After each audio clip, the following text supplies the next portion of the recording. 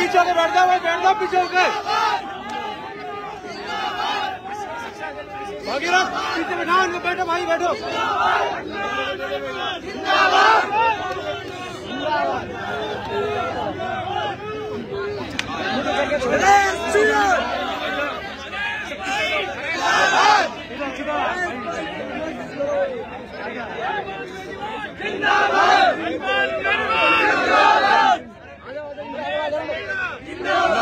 चलो जब जब छात्र बोला है सिंहासन डोला है, जब हनुमान बोला है सिंहासन डोला है। हमारी मांगे पूरी करो, पूरी करो, पूरी करो। विशेष शिक्षक भर्ती करो, भर्ती करो, भर्ती करो।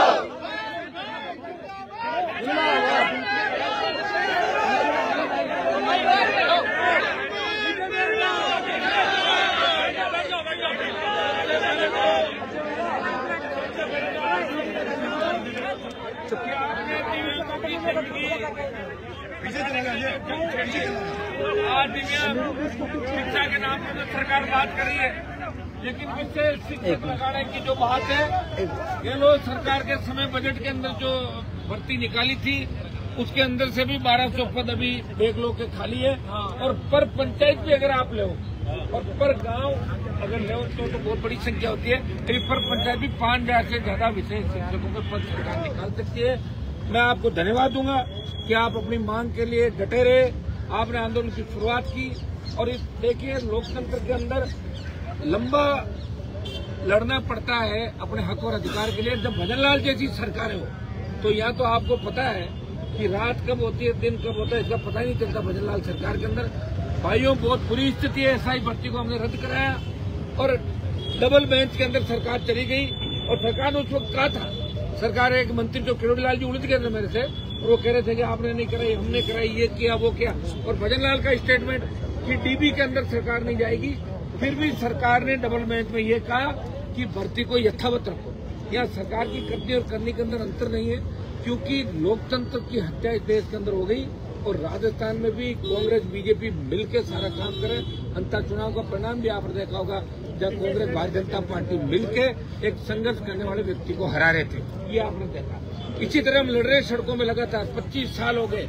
और ये 25 साल के संघर्ष का ही परिणाम है कि 4 बजे तक की परमिशन थी और 6 बजे आप बैठे। कि कानून हम हाथ में लें, लेकिन सरकार में मजबूर करेगी तो वो रास्ता भी अख्तियार करना पड़ेगा। लोकतंत्र के अंदर कानून रखवाली के लिए बना, कानून अगर हमारे लोगों को ढाएगा तो उस समय एक नई क्रांति की आवश्यकता होगी। नई क्रांति राजस्थान की प्रतीक होगी। भाइयों, विश्वास दिलाता हूँ कि आज जो विशेष शिक्षक भर्ती का आपने मामला उठाया, मैं आपको धन्यवाद दूंगा। इसमें आगे बैठ के आप रणनीति तय करें, क्या हमें करना है, बात रखपेरोकारी करें। हमारे लोग वोट के समय तो जाति भी याद करते हैं, सारी बातें याद करते हैं, हाथ जोड़ के आ जाते हैं। और जैसे ही वोट मिलता है और मंत्री बनते हैं या नेता बनते हैं, उसके बाद अपनी जाति, अपने गांव, अपनी ढाणी को भूल जाते हैं। ये बहुत बड़ा दुर्भाग्य राजस्थान उस देश का। मैं प्रयास करूंगा कि आपकी जीत हो। आप जिस मुद्दे को लेकर बैठे हैं, हमेशा राष्ट्रीय लोकतांत्रिक पार्टी हनुमान बेनीवाल और उनकी पूरी टीम आपके संघर्ष के समय में आपके साथ खड़ी है। आज हम बैठ के इसकी अगली प्लानिंग करते हैं कि किस तरीके से आपको आपका हक और अधिकार मिले। हमें और सड़कों पर आपके साथ लड़ना होगा।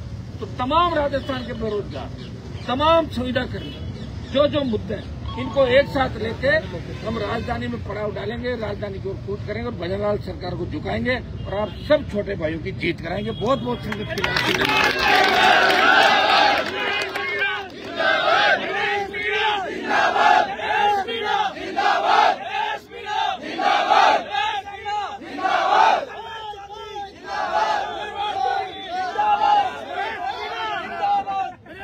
बहुत आगे तक जाएगा।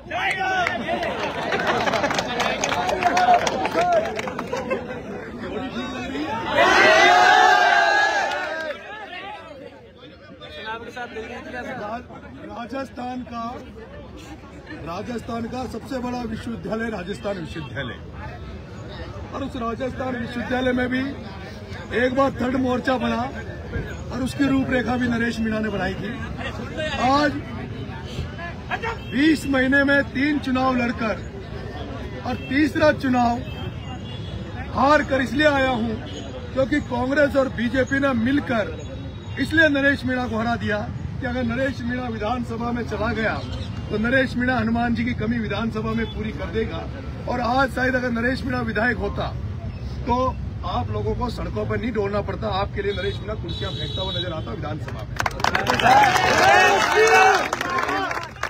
लेकिन दुर्भाग्य राजस्थान का है कि एक बार कांग्रेस एक बार बीजेपी, आपके पहले सीएचसी के बच्चे महीनों तक धरना देके गए, एसआई के मामले में धरना लंबा चला और केवल हम लोग धरना देते हैं लेकिन एक दो नेताओं के अलावा कोई आपकी आवाज को उठाने वाला व्यक्ति नहीं है।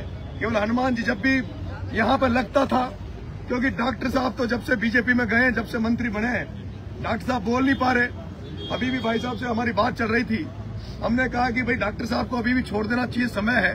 और राजस्थान की जनता के लिए, राजस्थान के किसानों के लिए इन दोनों पार्टियों को हटाकर हमें एक नया फ्रंट बनाकर जनता के लिए लड़ना चाहिए।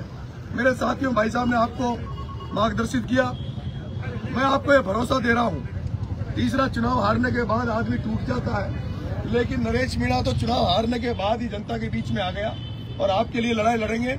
मैं भाई साहब से अभी व्यू रचना हम लोग तैयार कर रहे थे कि राजस्थान में किस तरह से नई क्रांति पैदा हो, ताकि ऐसे नेता राजस्थान की राजनीति में निकल के आए।